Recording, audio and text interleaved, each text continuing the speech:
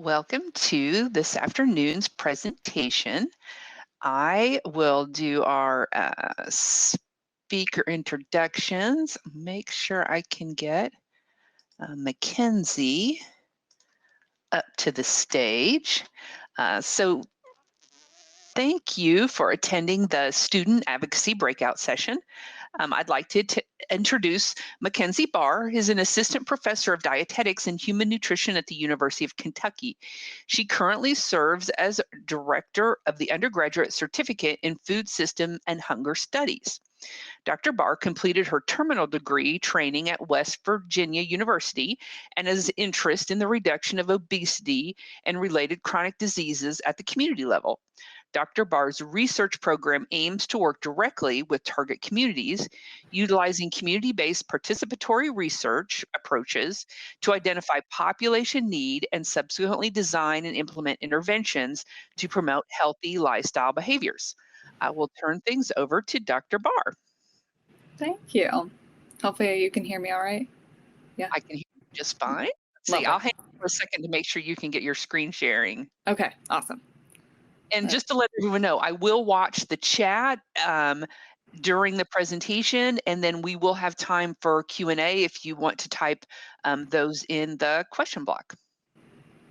So I was asked, thank you, Rachel, for the introduction. I was asked to talk about originally HCRC advocacy. And so then it kind of morphed into student advocacy. So I'm kind of going to walk you through HCRC as a whole, as a group, and what we do, the research that we conduct. Of course, you've heard a lot about the tools throughout this whole conference, but how to use those, where to use them, what they can do for you. And then also I'm going to touch a bit on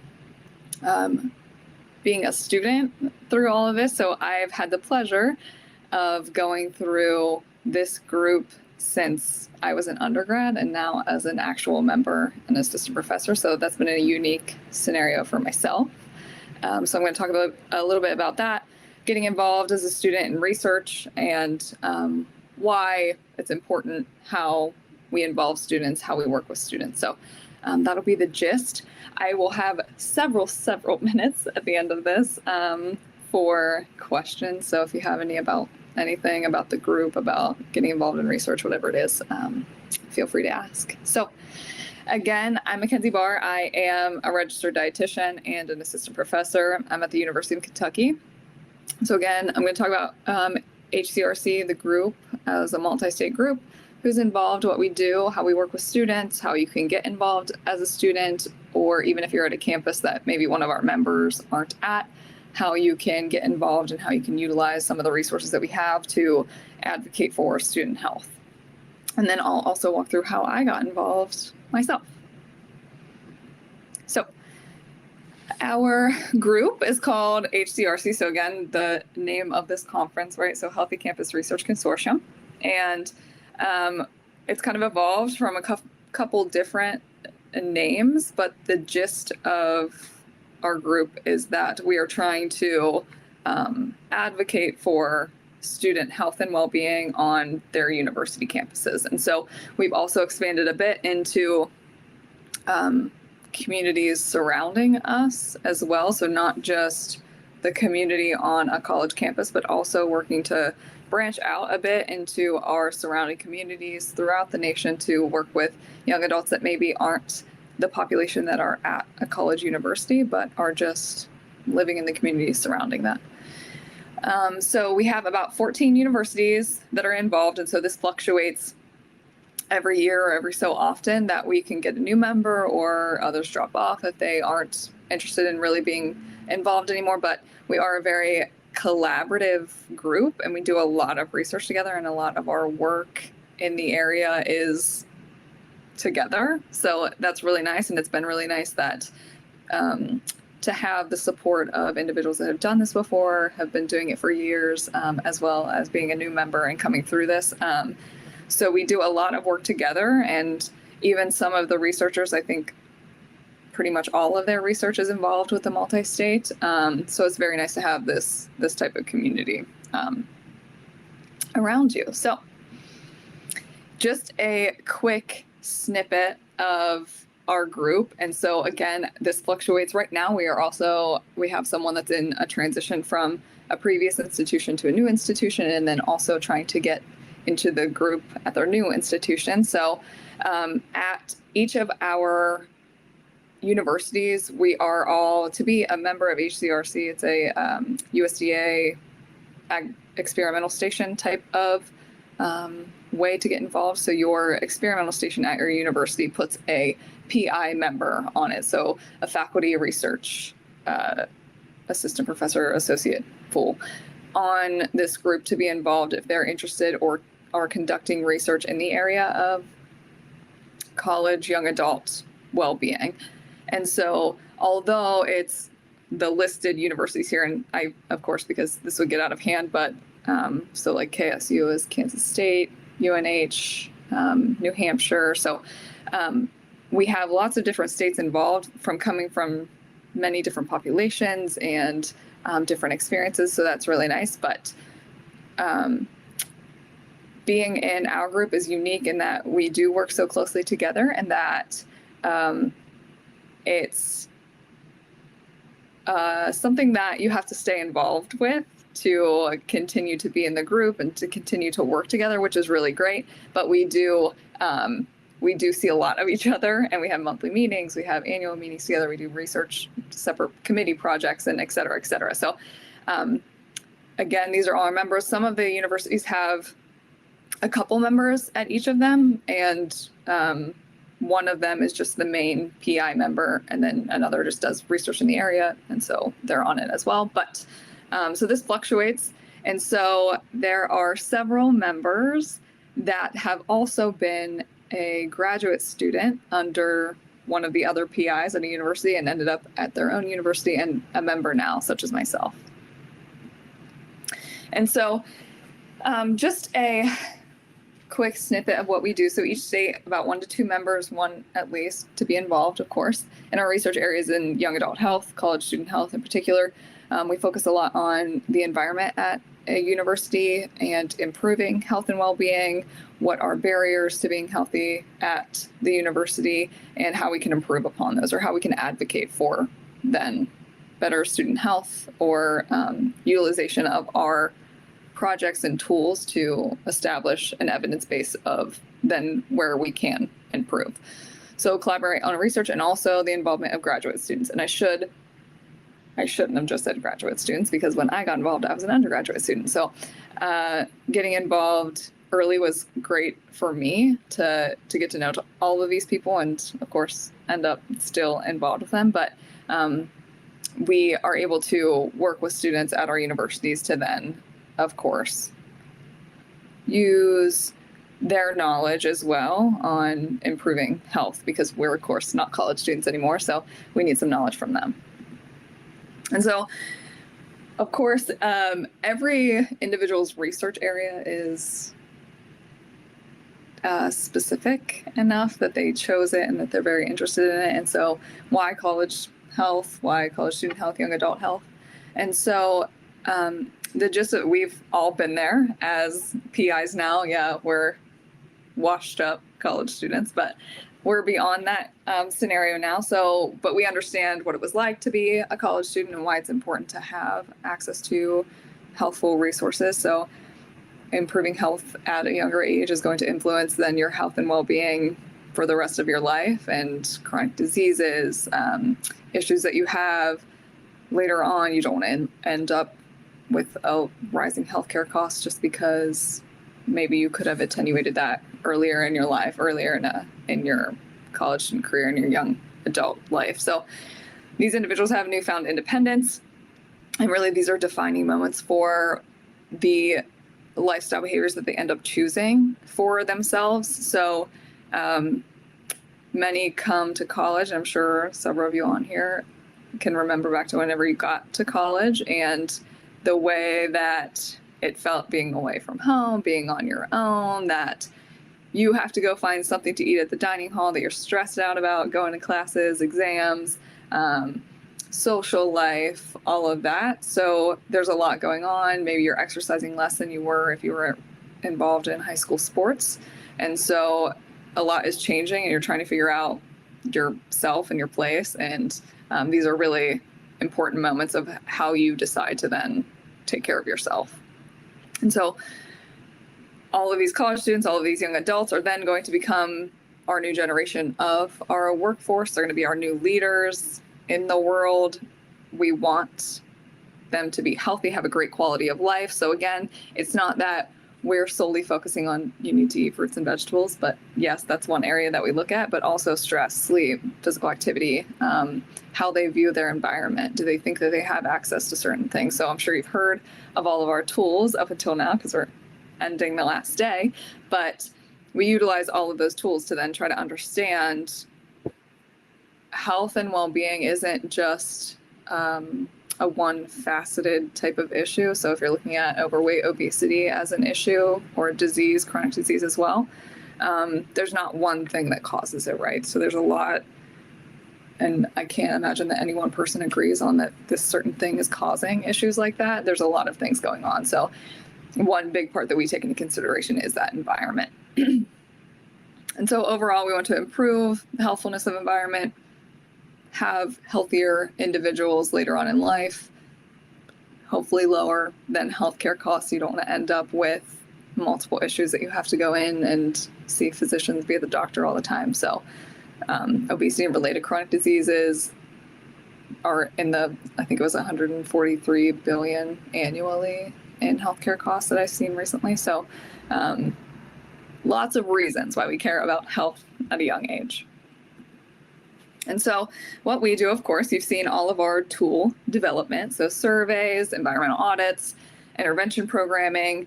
There's been several programs that we've also completed that are with younger individuals as well. So children and their parent doing cooking classes, having family mealtime, approaching that, gardening. Of course, I'm sure you've heard about Get Fruit. So I'll show a couple pictures of that later on as well. But we've had lots of projects and program development, as well as then through those programs too, we've developed surveys, we've developed these tools.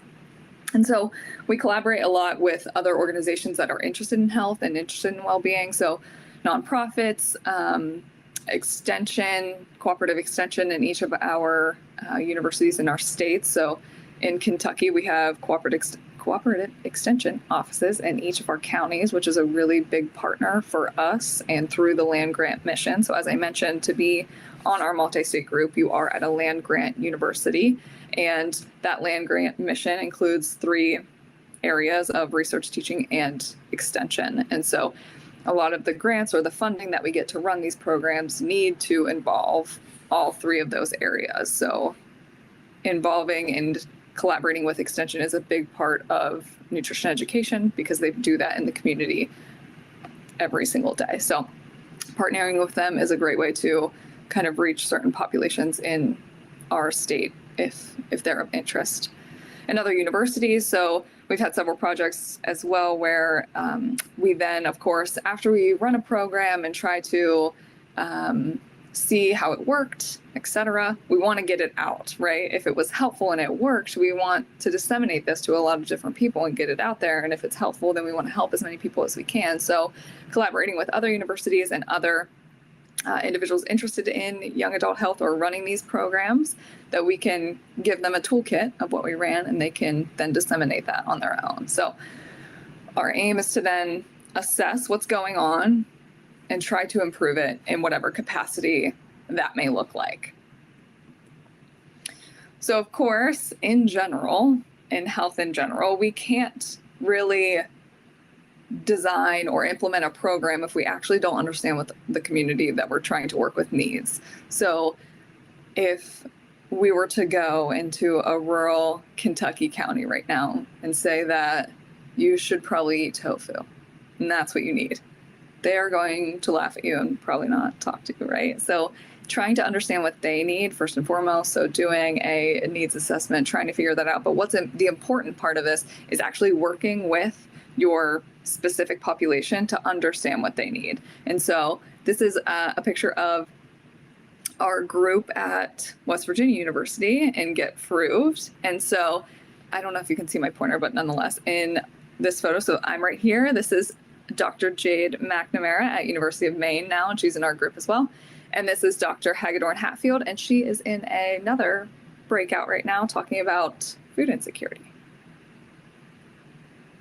So how we work with students, we take, and I'm sure maybe you've heard this throughout this semester. I was going to say I'm used to teaching throughout the conference, but we utilize CBPR, which is community-based participatory research. And so, as I was mentioning, that working with the target population to really figure out what they need, but it is not only trying to understand directly from them what they need, but it's involving them throughout every aspect of a research project. So working with them. So an example here, involving students in not only helping you understand what they need, but the development, design of the program, the implementation of it, dissemination, writing of results and publications, et cetera, et cetera. So working with them doesn't stop at just, we need your advice, and then we're leaving.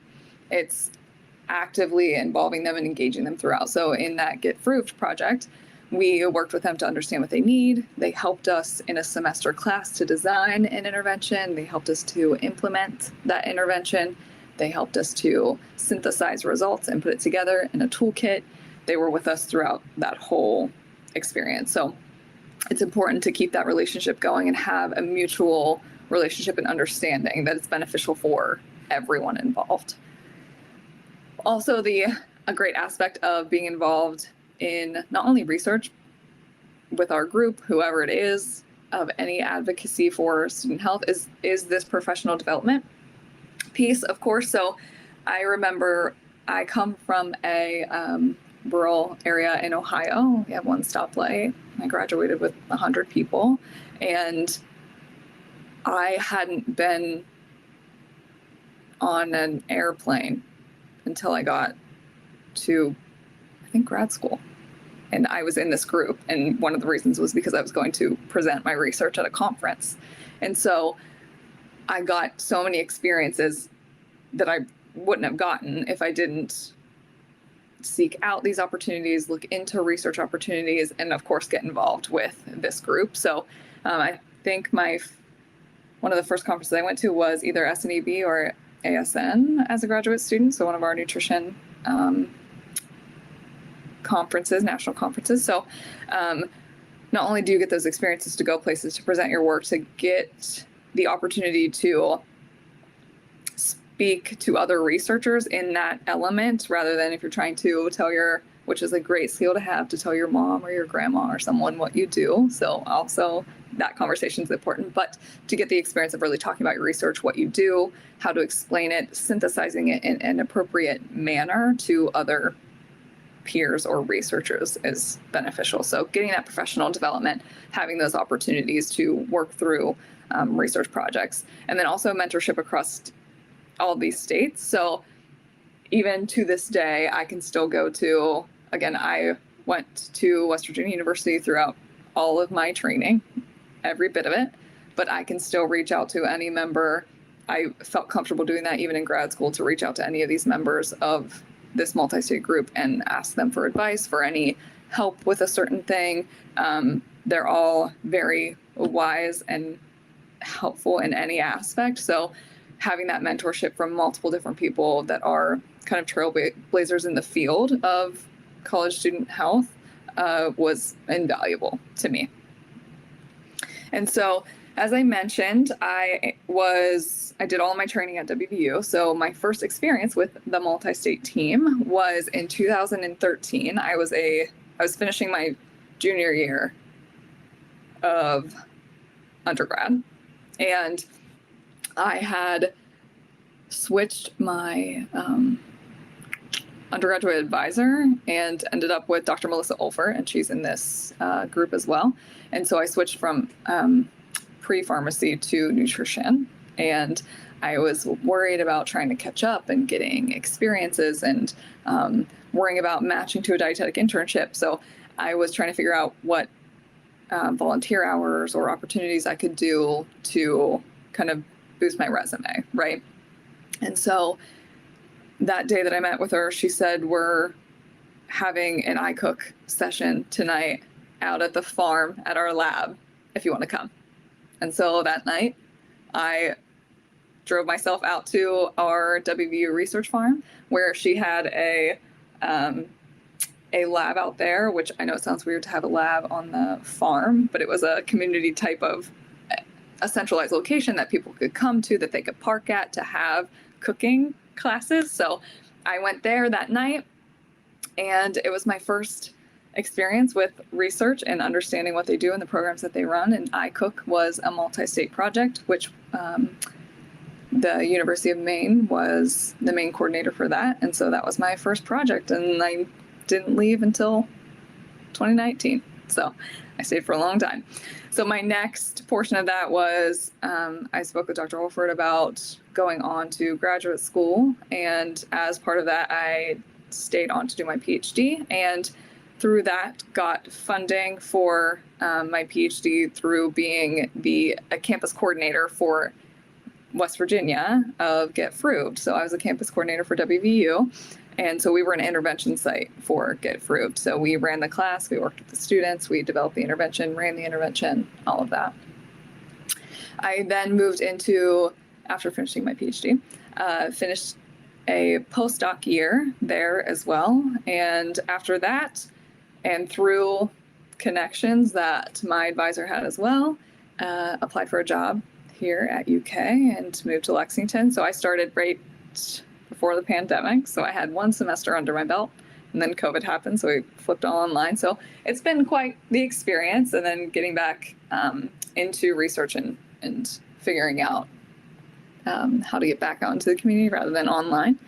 And so as soon as I got here, I also became a PI member, an actual member of HCRC, and have been on several committees since I was on committees when I was a graduate student as well, which is a great thing because you can put that on your resume too. But on several committees now, currently I'm the secretary of the group and will be chair of the group next year. So kind of a full circle moment to get involved in a organization, multi-state group as an undergrad, and work my way all the way up to becoming a full member, being chair of the group next year. And so it's a great experience to be with all of these folks and have their mentorship and expertise kind of guiding me as I go through this. And so I wanted to highlight a couple of our student members and then where they are now. So you probably have heard from Elder, I would assume, a couple times. So she is a wonderful student at the University of Florida, and she's been with Dr. Shona and Dr. Matthews for quite a while now, and moved on to get her PhD there. So she's a PhD candidate right now, and she was also interested in policy. We've had a few individuals that have been in the group as graduate students that are interested in policy and have been one of the science policy fellows through the American Society for Nutrition. So that's been great. And so Elder will be finishing up here soon, but she is a key lead for one of our major projects in the group. And so it's very cool to see that our members, our PI members, trust our graduate students to fully lead certain projects and kind of herd us all into getting things done. She keeps us on our toes. She keeps checking in with us for deadlines. So they give, and I should say I'm actually a member now, but we give that space to students to allow them to have these opportunities and grow. Mallory Canings, I realized I just spelled her name wrong. There's an E in there. She also came a bit through our group. So she did her master's in dietetic internship at West Virginia University as well. She did a postdoc bit at WVU and through Rutgers with Dr. Carol Bird-Bredbender. And currently she is a USDA NIFA national program leader. So the grants that come out through USDA each year, and specifically ones in diet, chronic disease, food security, she's the program leader for that. So she oversees those grants and checks in with all of that. So she's made it to, dog barking, made it to that national level to oversee grants that are related to, and kind of she comes and talks to our group a lot about things that are happening with USDA and keeping us in the know of things that are coming up, grants that are coming up. So she's a great asset to our group as well. And then I also wanted to highlight Oluremi Famudu, and she is Jackson now. And so she also did the Western University, of course I'm picking people that came from where I came from, but master's and dietetic internship at WVU and her PhD there. And now she's always been very interested in sports dietetics. She made sure to continue to keep getting hours through her graduate degree. She did a lot of volunteer hours with our sports teams at WVU, and she moved back to Minnesota. She was there at an orthopedics center, and that orthopedics center is the orthopedics provider for the Minnesota Vikings, and her favorite team is the Minnesota Vikings. And now she is currently the full-time head performance dietitian for the Minnesota Vikings. So, and I know that she mentions it because, of course, she's the only RD, I think, in the NFL. I believe it's her or either one other person, but I believe she's the only one that has a PhD as an NFL dietitian, and she doesn't necessarily need that. And she's mentioned it multiple times that she doesn't necessarily need to have a PhD, but she highlights how beneficial it was to have this PhD and to understand research and to understand how to provide evidence-based information to the information that she's providing for these athletes. So having this background, having this research background has been very influential. And although you may not understand that or may not think that you would need this necessarily, it ends up being a great asset for understanding research and providing that as a healthcare provider even afterwards. And so getting involved in research in general, I assume that, since you're also on this conference, that you understand the importance or you're interested in research and getting involved in research. But getting involved as a student in research has been invaluable for me. And I even know that going through it's the plans to become a dietitian, I know that having the background of research prior to doing an internship in dietetics I don't think I would have been a great intern if I didn't know research and how to read it, how to utilize it and provide it in practice. So having that knowledge before I did that was really great for me. So getting all of these experiences, getting to go different places. I had even went to present my dissertation work in Greece. And so I got to go there to international conference.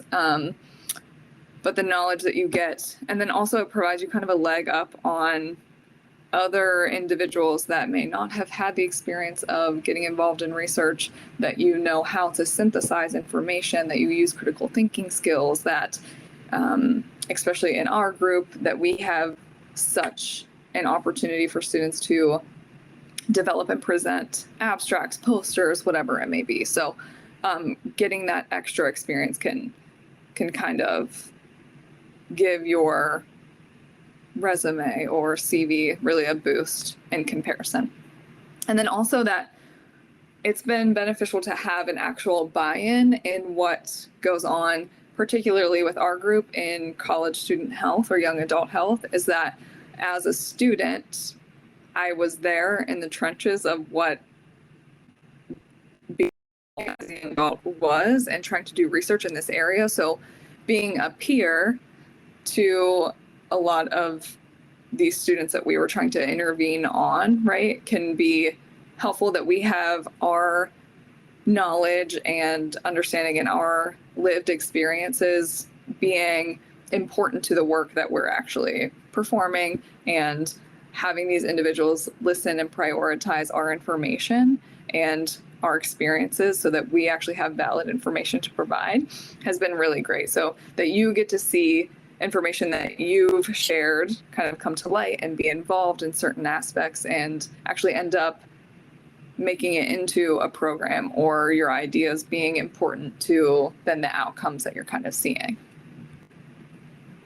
So of course, you've seen all of our developed tools, and I started making this list and couldn't even fit the rest on here. So I had to put and more because there's just no room for them all. So you've heard about all of them throughout this conference, and I hope you got some great information and maybe thought about how you can use some of these tools. But the way that we, of course, have used a lot of these is obviously for our own knowledge and understanding of how then we can utilize this information in program development or making improvements. But it's not necessarily that you need to be in our group to utilize these tools to work with us. It doesn't have to be that way. What we're then hoping is that you're able to take these and utilize them on your own campus to kind of see the helpfulness, see any barriers, see perceptions of your students, where you can make changes, and then advocate for those changes, right? So trying to understand, maybe you as a faculty or staff at a university think that, yeah, students have all kinds of access to food through the food bank or the food pantry on campus. And maybe, for example, that's probably what we think here at UK, that we have a food pantry that students can go to. However, when we actually look at the nitty-gritty of things, we find out that the hours of the food pantry aren't great. They're not great times because students are running them and they're in class most of the time. So they're at odd hours, or there's no parking. It's in a weird location that could be making someone feel stigmatized to go in there, or that there's not enough people to work, or they're not getting enough donations, right? So there's a lot of nuanced information that go into, yeah, we have a food pantry, but is it actually useful, accessible, available, parking, is it safe, whatever it is. And so then from there, understanding that information, how can we then advocate for making some certain changes relative to that food pantry? So do we need to potentially have the university hire a staff person to just man the food pantry? Do we need to offer a work study program so that students then could get money for manning this? Do we need to have a few parking spots then added there? But really honing in on, yeah, we have this, but there's some issues with accessibility to it that we have. We're noticing that sleep and stress are such an issue on our campus, and individuals are scoring high. So how can we change that? Do we need to have and this, I'm giving an example of what we did here. So we've seen that mental health issues or stress, sleep, depression, anxiety have been higher in our population. And so in our college, they've made kind of student wellness rooms in some of our buildings, that it's a place where students can relax. It's quiet. The lights are dimmer. There's some relaxing, think of like a massage room, music playing. There's bean bags. There's books, drawing, coloring, things in there that to kind of decompress. And so we're seeing students hang out there pretty frequently as a space where they can just kind of decompress, stay there in between classes, not stress out. And there's other rooms, that they can have desks that they can actually work if they need to work. But this can be kind of a space for chilling out, if you will, and kind of protecting that space to take care of your mind and brain. And so thinking about overarching involvement, and so not from only a student perspective, but across the board from any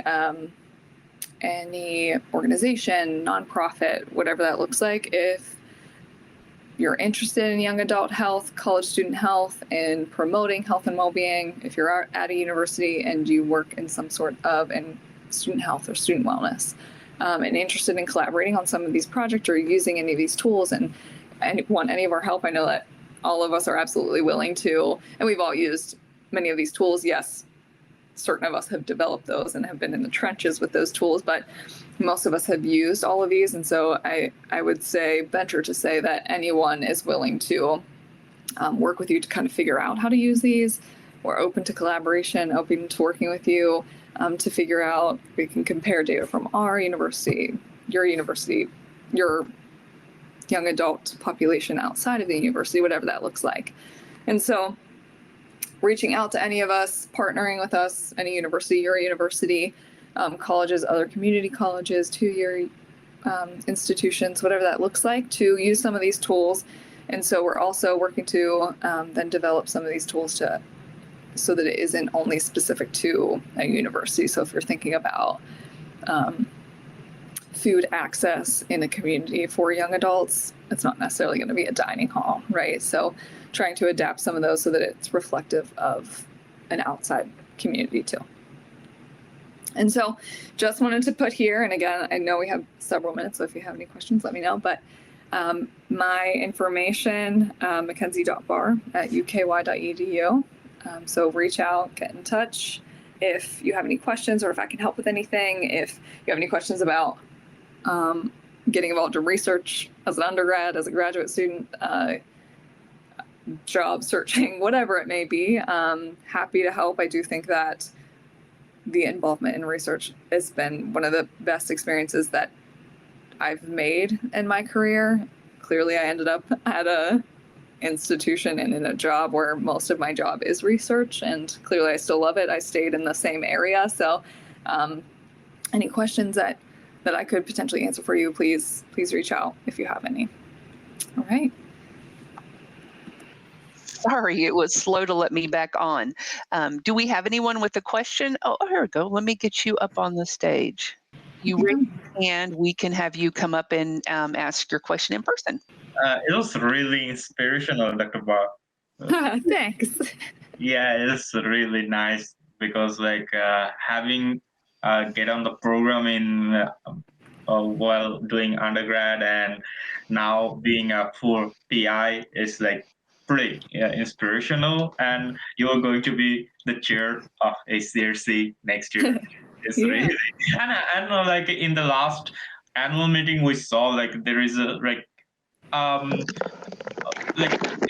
it's kind of a bond between the HCRC member you don't see in many multi-state teams. So it's really nice to be part of this group. And I have a question about not regarding student advocacy, more of what will be your next big step for HCRC? Do you think you want to spend more for the HCRC, maybe in the international level?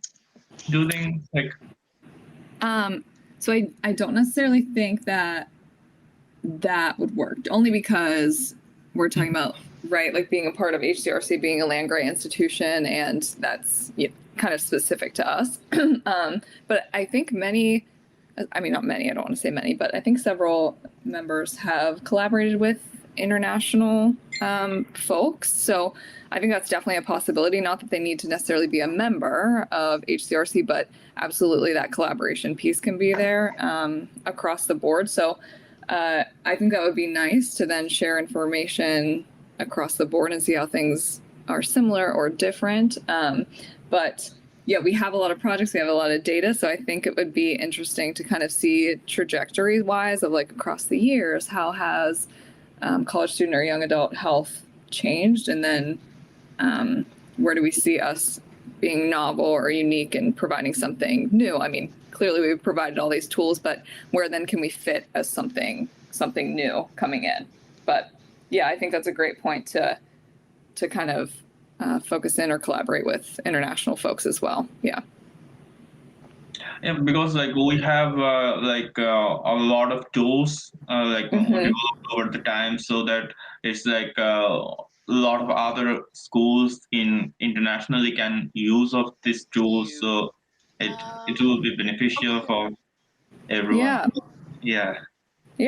I think there's capacity, right, for them to use these tools as well. I don't think they're necessarily and maybe they could be adapted if there were very different things, but yeah, I think these tools could be utilized internationally for sure. Yeah. And like when you are talking about student advocacy, so how do you recruit students like from undergrad? Like what are your Yeah. yes? I'm